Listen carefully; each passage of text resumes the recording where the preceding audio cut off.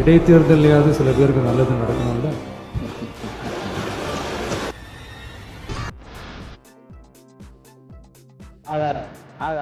முதலமைச்சர் முதலமைச்சர் உட்காருங்க. முதலமைச்சர் உட்காருங்க. உட்காருங்க. முதலமைச்சர் உட்காருங்க. உட்காருங்க. பேரவைத் தலைவர் அவர்களே, சொல்லுவானு தான் நினச்சேன். ஆதாரம்னு கேட்குறாங்க.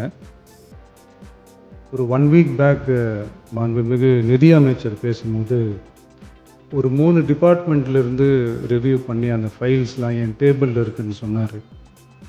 அது ஏதோ போகிற போக்கில் அவர் சொல்லலை, உண்மையிலேயே என் டேபிளில் இருக்கு. அத்தனையும் ப்ரூஃபோடு இருக்கு.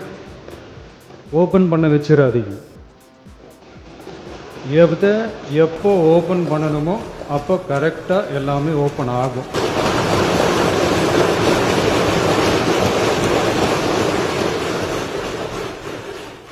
நான் பேசுவேன், பேசக்கூடாதுன்னு ஒன்றும் இல்லை. இடைத்தேர்தலையாவது சில பேருக்கு நல்லது நடக்கணும்ல.